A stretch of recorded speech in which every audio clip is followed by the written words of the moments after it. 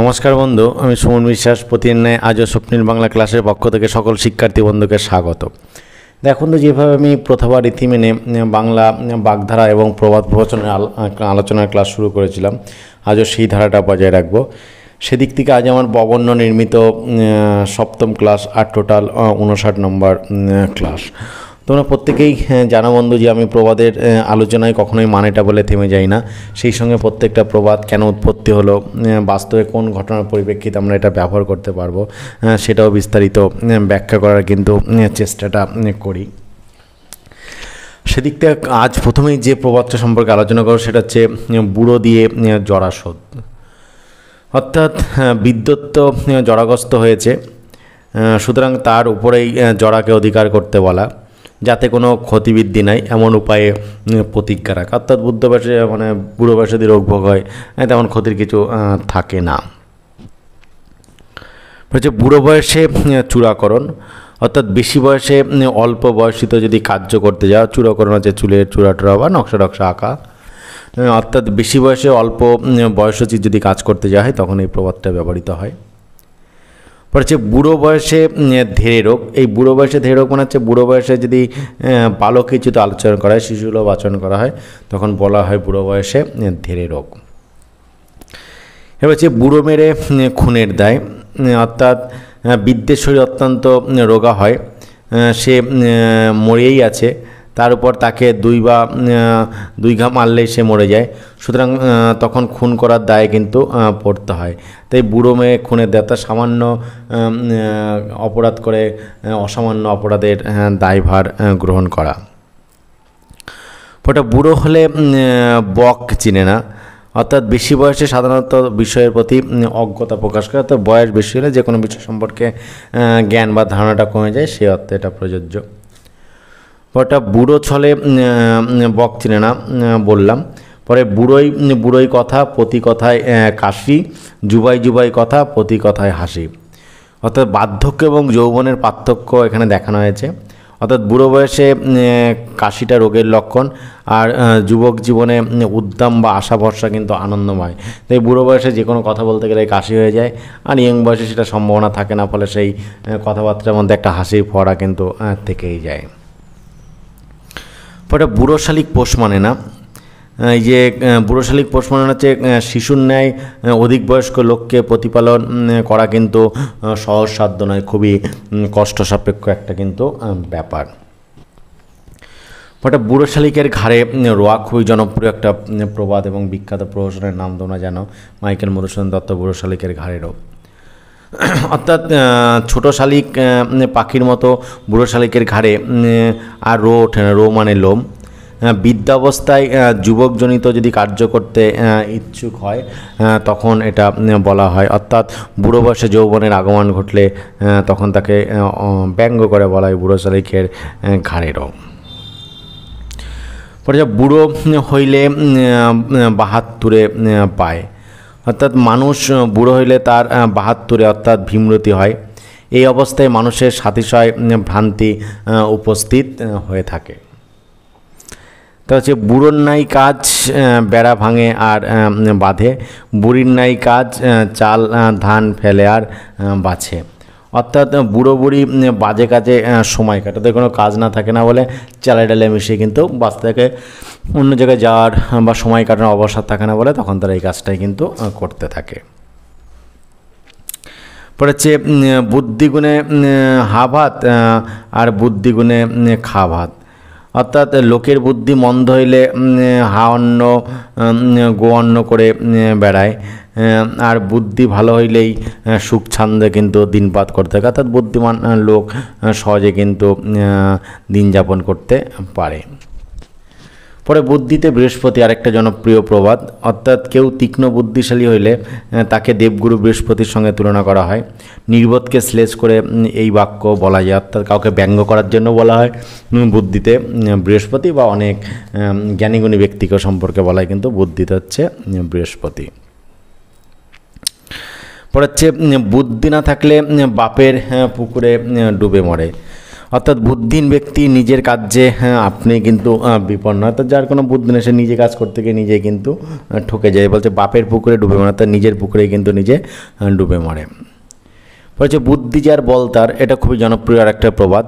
এই যে বুদ্ধির প্রভাবে দুর্বল অধিক প্রবলকেও কিন্তু পরাভূত করে, অর্থাৎ বুদ্ধি থাকলে দুর্বল ব্যক্তিকেও কিন্তু দুর্বল ব্যক্তি যে কোনো সময় সবল ব্যক্তিকেও কিন্তু হারিয়ে দিতে পারে।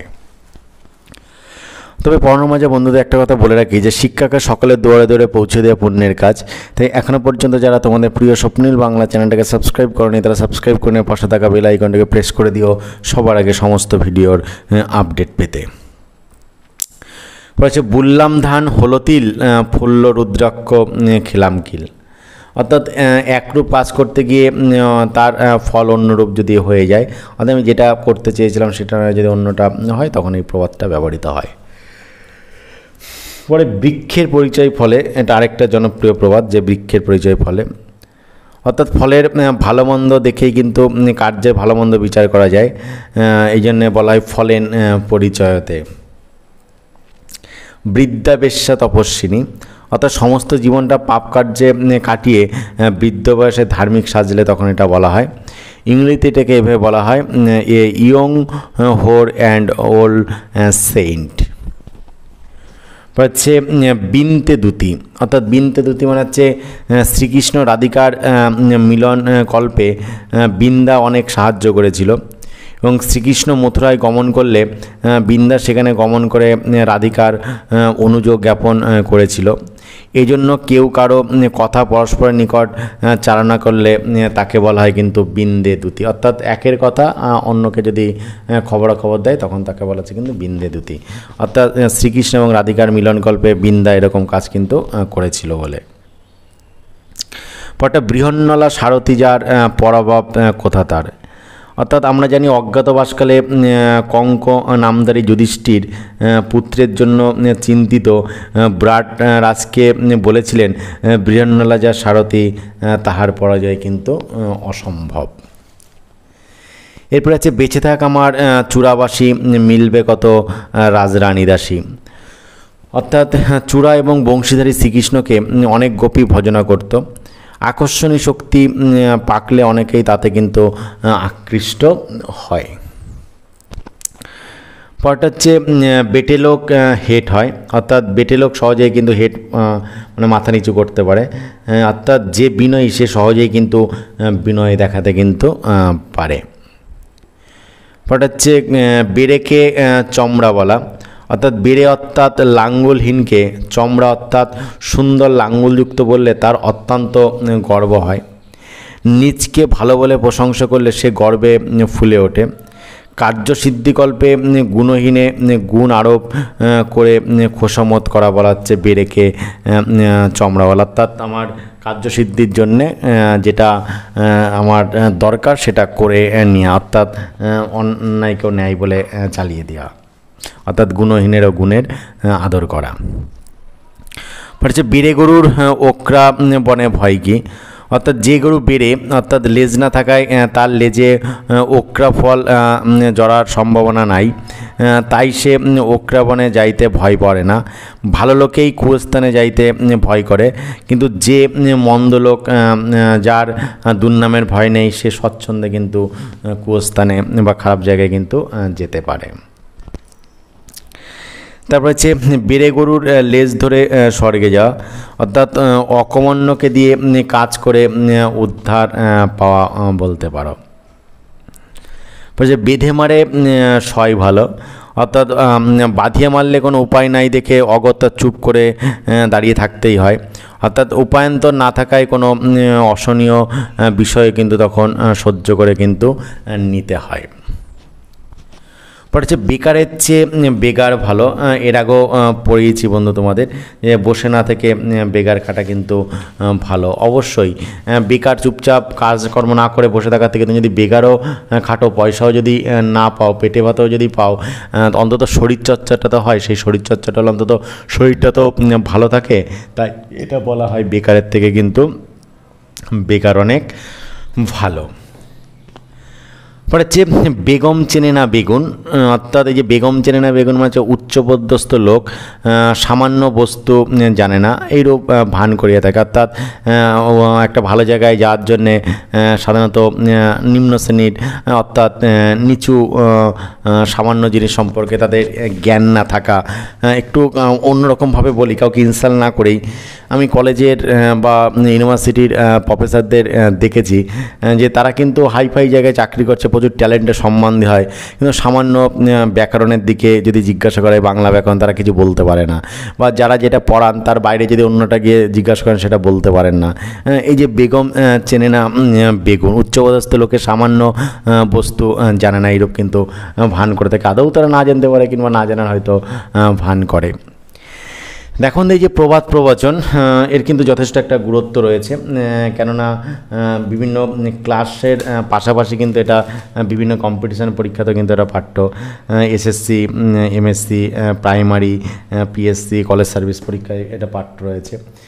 তাছাড়া তুমি যদি বন্ধু তোমার বক্তব্যকে সুন্দর করতে যাও, লেখনীকে যদি ওয়েটফুল করতে যাও, তাহলে কিন্তু অবশ্যই এই প্রবাদ প্রবচন জানাটা একান্ত প্রয়োজন। তাই আশা করবো বন্ধু তোমরা কেউ ভিডিওটা স্কিপ না করে গোটা ভিডিওটা দেখবে, এতে তোমাদেরই কিন্তু উপকার হবে। কেননা যদি স্কিপ করে চলে যাও তাহলে যে পড়াটা বাদ চলে যাচ্ছে সেটা কিন্তু তোমাদের কিন্তু অজানা থেকে যাবে, ফলে আশা করছি এই ভুলগুলো কেউ কিন্তু করবে না। ওটা বেকার খাটবে তো বেকার থাকবে না, অর্থাৎ কিছু না কিছু উপার্জন হবে, স্বাস্থ্য ভালো থাকবে। তুমি হচ্ছে বেকার খাটো, পেটে ভাত তো খেতে পারছ, বা তোমার যদি টাকা পয়সা নাও পাও শরীরচর্চা করার পরে শরীরটার তো উপকার হচ্ছে, তাই বেকার খাটবে তো বেকার থাকবে না। অর্থাৎ তুমি বেকার খাটো কিন্তু কখনো বেকার চুপচাপ বসে থেকো না। ওটা বেকারের দৌলতে গঙ্গা স্নান, অর্থাৎ একজন অপরের বেগারে কোনো স্থানে গিয়েছিল, সে স্থানে গঙ্গা ছিল, উক্ত ব্যক্তি গঙ্গা স্নান করে আসে, ফলে কিছু পুণ্য লাভ হয়। অর্থাৎ যে কাজ করছে তাতে লাভ না থাকলেও অন্য প্রকারে কিছু লাভ হইলেও কিন্তু হতে পারে। এই জন্যই বারবার বলা হয় যে বেকার খাটবে তো কখনো কিন্তু বেকার থাকবে না। পরে হচ্ছে বেগুন গাছে আকশি, এই যে বেগুন গাছ অতি ক্ষুদ্র গাছ, তাতে আকশি দিয়ে বেগুন পাড়ার কোনোই দরকার হয় না। আকশি মানে কোটা যাকে বলা হচ্ছে, অর্থাৎ যে কাজ করার জন্য কোনো উদ্যোগ অনুষ্ঠানের প্রয়োজন নেই সেই কাজ করতে মহারম্বার করলে এই প্রবাদ ব্যবহৃত হয়। এটা শিষ্ট প্রয়োগ, ভদ্র প্রয়োগ। কোনো ব্যক্তির অতিমাত্র ক্ষুদ্রত্ব বা নগণ্যতা হচ্ছে প্রচার করা।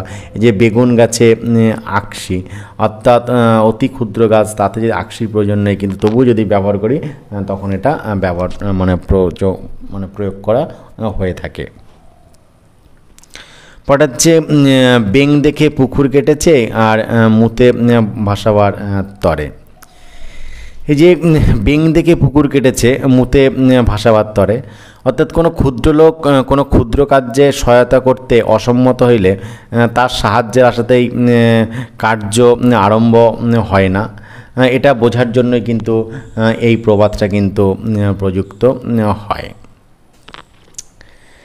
তারপর হচ্ছে যে ব্যাঙ মারতে সোনার কাঁড়। এই যে ব্যাঙ মারতে সোনার কাঁড় মানে অর্থাৎ ক্ষুদ্র কার্যসিদ্ধির জন্য বৃহৎ উপায়ের আবশ্যকতা কিন্তু নেই। অর্থাৎ ব্যাঙ মারতে সোনার কাঁড় করার কোনো দরকার নেই। যেমন আমরা সিমিলার প্রবাদ আরেকটা মনে পড়ে যাচ্ছে আমার, যে মশা মারতে কামান দাগা, অর্থাৎ কামান পাতা বলতে পারো। মশাকে মারার জন্য যদি আমাকে কামান আনতে হয়, কামান ফায়ার করতে, তাহলে কেমন হলো? একটা সামান্য জিনিস করতে গিয়ে যদি আমাকে অসামান্য কোনো জিনিস ব্যবহার করতে হয় তখন তাকে এই প্রবাদটা কিন্তু ব্যবহৃত হয়। এবং এই একটা ইংরেজি সিমিলার প্রবাদ আমার মনে পড়ে যাচ্ছে, সেটা হচ্ছে breaking at butterfly on the wheel. পরে হচ্ছে ব্যাঙের আধুলি, মানে ব্যাঙের আধুলি খুবই জনপ্রিয় প্রবাদ, আমরা প্রচুর ব্যবহার করি এটা, যে ব্যাঙের আধুলি। ব্যাপারটা একটু ভেঙে তোমাদের বলি, খুবই গুরুত্বপূর্ণ বিষয় বলে। যে এক ব্যাঙ একটি আধুলি কুড়াইয়ে পেয়েছিল, আধুলি মানে পয়সা। ব্যাঙ সেই আধুলিটির উপর সর্বদা বসে থাকত এবং পথ দিয়ে যে যেত অহংকারে তাকেই লাথি মারত।